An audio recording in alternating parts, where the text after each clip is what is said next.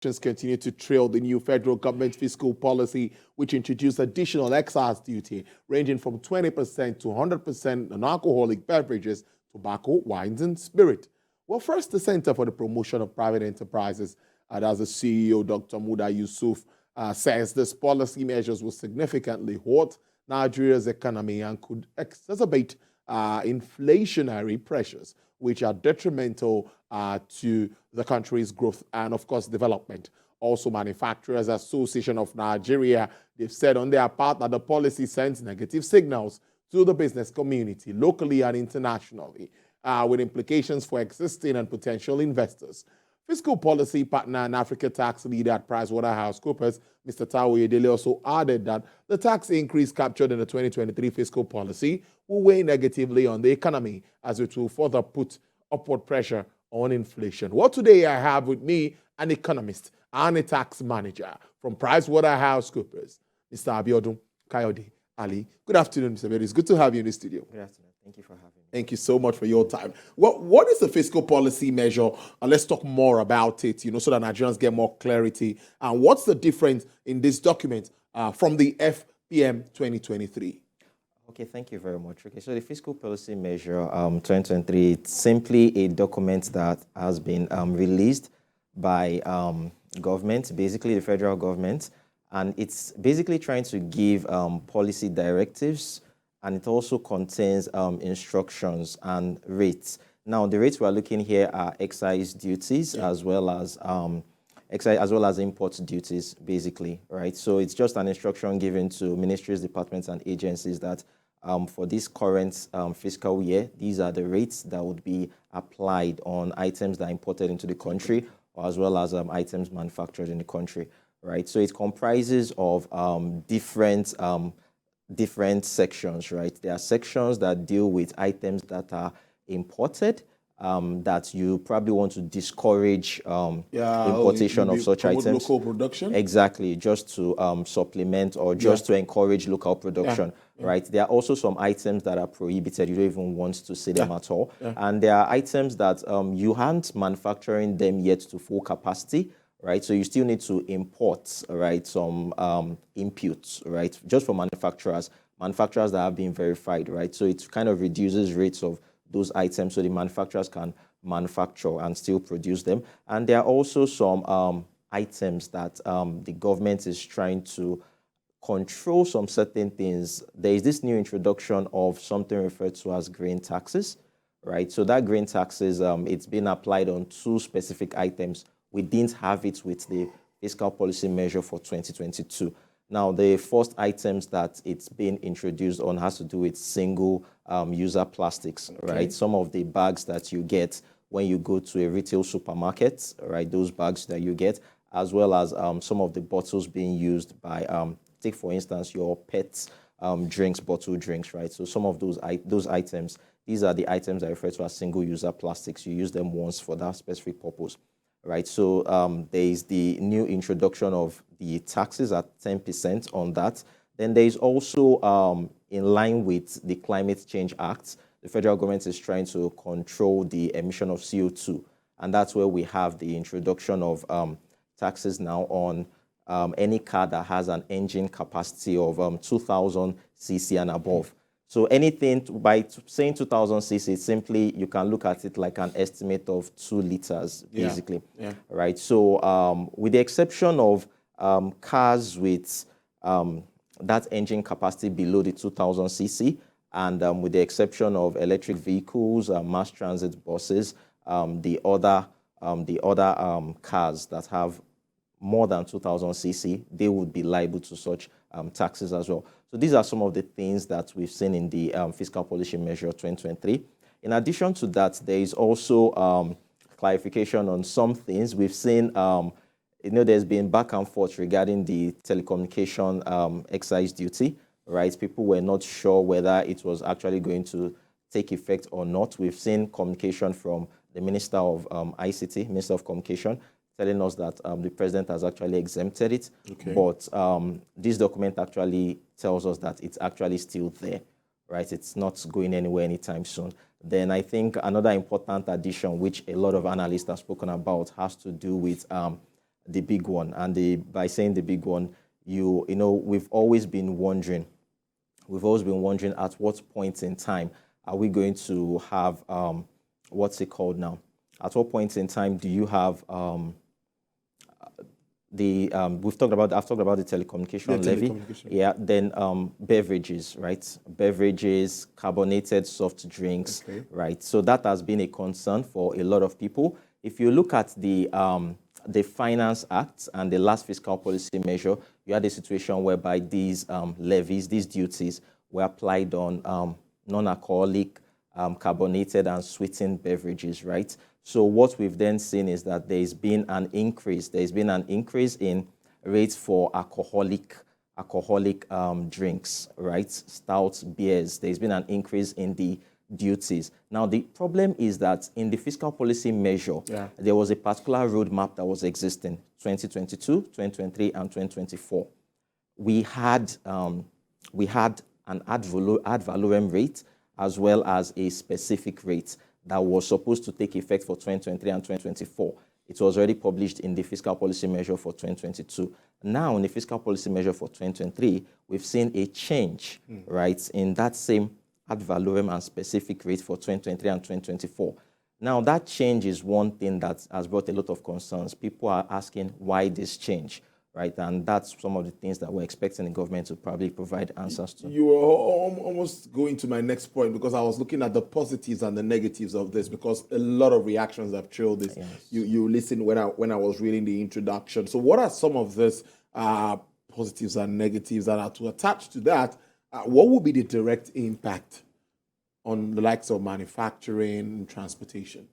Okay, so when you talk of positives, right, if you look at most of the comments, right, the positives, one thing that you might say might be a positive is the fact that the government is consistent with releasing these particular measures, this policy direction, right? I think that is a positive one, and it helps the different ministries, departments, and agencies to be in sync, right, in line with government goal of achieving revenue. I think that you can think about that as a positive, and you can also think about some of the reductions in rates that would probably help the manufacturing sector, right? Those that have been verified. But when you look at the other side, there are a lot of them, and that's where the complaint is. Yeah. All right. So you made mention of the manufacturing sector. The manufacturing sector is one particular sector that is in need of help, given the current economic circumstances. Looking from 2022, the war in Europe, as well as the impact of the pandemic, we've seen manufacturing actually go on the decline, right? They've experienced negative growth. And beginning from 2022, they were beginning to see a slight recovery, but with the impact of the war in Europe, right, which actually raised prices, right? Input prices, energy costs, a lot of those things, it's impacted on their businesses. Then the fiscal policy measure also came in, right, which took effect on the 1st of June. Now, the implication of all these things simply meant that manufacturers had a lot of costs, right? Now, there was a question of can they absorb this cost? Even if they want to, can they fully absorb it? To some extent, they will have to pass it on to consumers, right? Now, the issue there is that you would begin to see a decline, right? You begin to see a decline in consumption. And once there is a decline in consumption of a certain product, there is a decline in the revenue of these manufacturers. And once there is a decline in the revenue of these manufacturers, it also impacts on their ability to employ people, right? So these all has a ripple effect, right? And these manufacturers also make use of input from farmers as well, right? Because we looked at data that was provided by some of these manufacturers, and we understand that it was going to impact on about 975,000 jobs, which is quite a lot, right? So these are some of the things that we think are actually the effect on manufacturers. And manufacturers have spoken, they voiced out to the government about the need to reconsider these things. Now, if you look at other sectors like the transportation sector, where they import these cars that we've talked about, the likely impact is that you are going to see an increase. We are going to see an increase in cost of transportation, right? That's also another sector that we need to also look into closely. You know, we've had lots of issues. If you consider this at the beginning of this year, where we had the issue with the currency redesign, right? We also had the issue with petrol scarcity, right? So lots of these issues would most likely lead to higher cost of transportation, right? So these are some of the things that we see. Then if you look at the economy as a whole, growth on its own has been fragile. Of course. We've been experiencing growth within the range of 2% for the past 3 to 5 years. So by the time you look at all these things and their impact on the economy, increasing taxes at this point in time, it doesn't necessarily bode well for not just businesses, also individuals. But do you see government ramping up collections, of course, revenue from this FPM 2023? Okay, so generally that's the reason why we believe they went into all this, right? Because if you think about what I said initially, the fiscal policy measure for 2022 had already given us rates, right, excise duty rates for things like beers and stout, for things such as spirits, wine, tobacco, that already given us a fixed rate for 2023 and 2024. Now you raising it in the fiscal policy measure 2023, definitely it does give that signal that the government is interested in revenue. But like I said, would that necessarily translate into higher revenue for the government? There's been lots of analysis that has been done by stakeholders, and what they've noticed is that to some extent, even though the government is increasing rates at this point in time, the unseen or the unforeseen consequence might simply be that there will be a reduction in consumption. Yeah. If there's a reduction in consumption, you have your consumption tax, which is the value-added tax. The collection might likely decline. And also, if you look into the situation of the manufacturers, whereby they are having huge costs, right, and revenues might be low. From a company income tax perspective, you might see a situation whereby even your company income tax collected would be lower, right? So these are some of the things that we think might actually go against government expectation in generating higher revenue, right? So from my own view, it might not necessarily translate into higher revenues. Then also you want to look at the green tax I spoke about, the one that is going to be levied on the single-user plastic.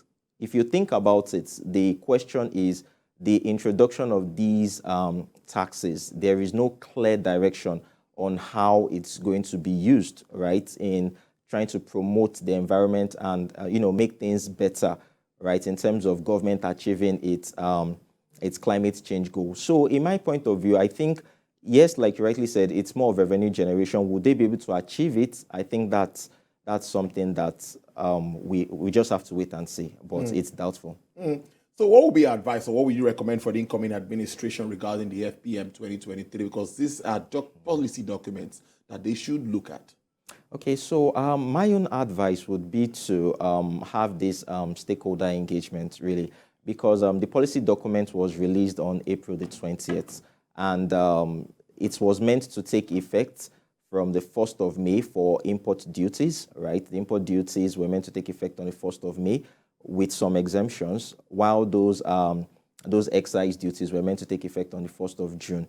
So given the fact that the 1st of May was last week Monday, so I think there needs to be more time, right, given for a comprehensive stakeholder engagement, because if you look at some of the issues we've had, right, in this recent times, first was the issue of the Finance Bill 2022. Yeah. If you remember, it was released prior to any stakeholder engagement. So something that was passed quickly during the Christmas holiday period, right? And it was expected that the president would assent to it, but the president did not, because it had some aspects of that bill that was actually going to be stringent on businesses, right? So something similar is what we are seeing here.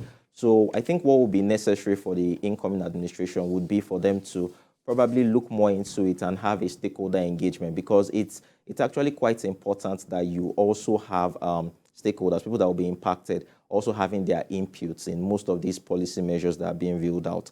Then there's also the national tax policy that actually gave a standard of about 90 days, right, from when a new tax policy has been introduced and from when it has been implemented. We didn't have that much time. It was barely less than 15 days, right? So I think it would be in the favor of the incoming administration to probably have that robust discussion and probably put a halt to some extent on this current fiscal policy measure. Because sometimes when you look at government and revenue issues at the moment, it seems like they just have to raise money one way or the other. What is your final position with regards to can I say, revenue generation? What are the alternatives? Or what are you thinking aside taxation? Because many will say the non-oil space is the place to go. But also, you need to, if the business is not doing well, how do you task that kind of business? That's a very interesting point you just raised. It wasn't even long that the data on capital importation was released by the National Bureau of Statistics. And Nigeria was able to get in the whole of 2022 foreign direct investment of 468 million, right, which is quite low, the lowest since 2013. So I think one thing that is quite key has to do with the environment, right? You creating that enabling business environment. As long as government is able to put in place things that need to be in terms of infrastructure, in terms of security, in terms of confidence, investor confidence, because one other thing that we're looking at, like I said, is you being able to say something and not change your thoughts on it or change your policy, right? As long as all these things are in place, then it's kind of sends a positive signal to investors, right, both locally and domestically, to come and do business in your country rather than go to other countries. So I think as long as all these things are in place and as long as you are able to promote economic growth, that enabling business environment will be able to ensure that most of these manufacturing companies are able to do well. If they're able to do well, they will be able to employ people, and you can get taxes, both from a company income perspective as well as an individual perspective. So I think government needs to focus on just making business prosperous. And once they are prosperous, you can go ahead and tax them. Interesting conversation as usual. I wish we had more time, but if we continue with this, we won't have any market discussions today, but it's been an interesting conversation. Thank you for making real sense of the fiscal policy measure 2023 for us and, of course, for our viewers. Interesting point there made all true, and, of course, interesting conversation. Mr. Abiodun Ali, he is an economist. He's also a tax manager with PricewaterhouseCoopers, a friend of the house. Thank you so much. It's good to have you join us this Monday as usual. Thank you for having me.